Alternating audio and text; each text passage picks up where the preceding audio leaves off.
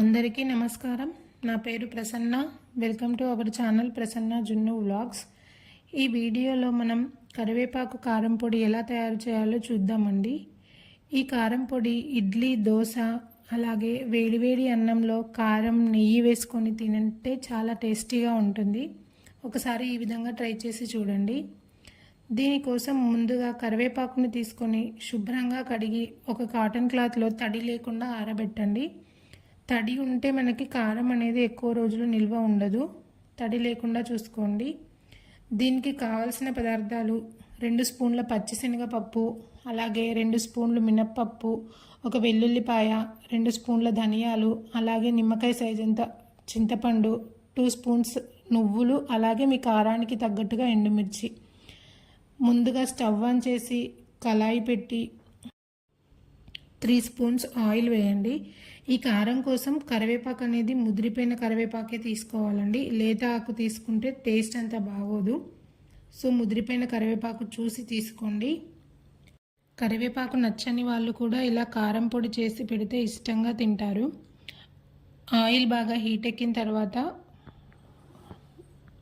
2 spoons పచ్చిశనగపప్పు వేయండి. ఇదంతా లో ఫ్లేమ్లో పెట్టి చేసుకోండి. మీడియం ఫ్లేమ్ కానీ హై ఫ్లేమ్ కానీ పెడితే మాడిపోతుంది. సిమ్లో పెట్టి ఇలా కలుపుతూ లైట్ గోల్డెన్ బ్రౌన్ కలర్ వచ్చేంత వరకు ఫ్రై చేయండి. ఇలా పచ్చిశనగపప్పు కొద్దిగా వేగిన తర్వాత మినప్పప్పు వేసుకోండి. ఎక్కువ ఫ్రై అయితే మనకి టేస్ట్ అనేది మారిపోతుంది.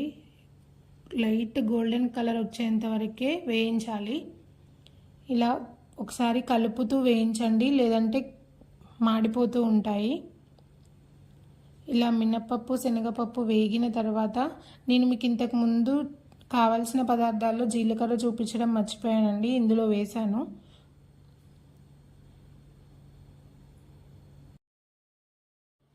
అలాగే ధనియాలు వేసుకోండి. కరివేపాకు వలన చాలా లాభాలు ఉన్నాయండి. హెయిర్కి కానీ, కళ్ళకి కానీ, మన స్కిన్కి కానీ చాలా మంచిది. ఒకసారి ఇలా నా పద్ధతిలో ట్రై చేయండి.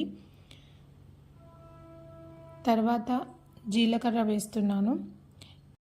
మీకు కనుక నా వీడియోస్ నచ్చినట్లయితే సబ్స్క్రైబ్ చేయండి. చాలామంది వీడియోస్ చూస్తున్నారు కానీ సబ్స్క్రైబ్ చేయట్లేదు. ప్లీజ్ సబ్స్క్రైబ్ చేసుకోండి.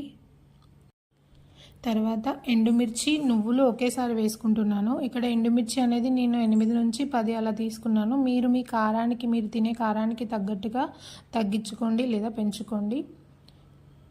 ఇలా నువ్వులు, ఎండుమిర్చి వేసిన తర్వాత అవన్నీ ఒకసారి ఇవంతా సిమ్లో పెట్టి చేసుకోండి. ఒకసారి బాగా కలుపుతూ ఫ్రై అవ్వనివ్వండి. మీకు ఇంకా ఏమైనా రెసిపీస్ కావాలి అంటే కమెంట్ బాక్స్లో కమెంట్ చేయండి.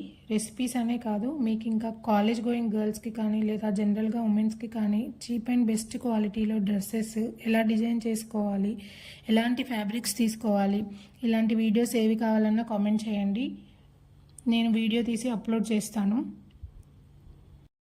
ప్లెయిన్ శారీస్తో డిజైనర్ డ్రెస్సెస్, అలాగే మనకి జనరల్గా 300-400 రేంజ్ శారీస్లో మనం మంచి లుక్ వచ్చేలాగా డ్రెస్సెస్ ఎలా డిజైన్ చేసుకోవాలో చెప్తాను. అలాగే ముందుగానే తడి లేకుండా ఆరబెట్టుకుని ఉంచుకున్న కరివేపాకును వేసుకోండి.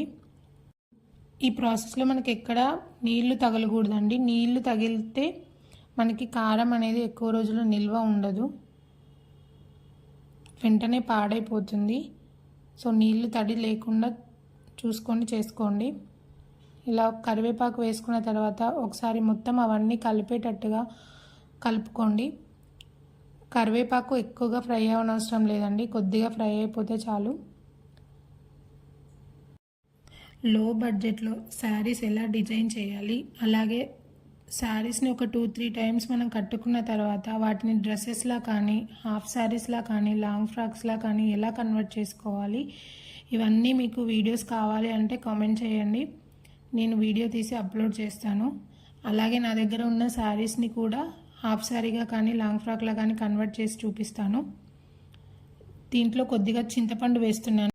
చింతపండు డైరెక్ట్గా మిక్సీలో వేస్తే అది గట్టిగా ఉండి మనకి మిక్సీ చేసేటప్పుడు స్ట్రక్ అవుతూ ఉంటుంది. సో అలా అవ్వకుండా కొద్దిగా స్టవ్ ఆఫ్ చేసే ముందు చింతపండు వేసామనుకోండి, ఆ వేడికి అది కొంచెం మగ్గి మెత్తబడుతుంది. అప్పుడు మనకి మిక్సీలో ఈజీగా మెదుగుతుంది.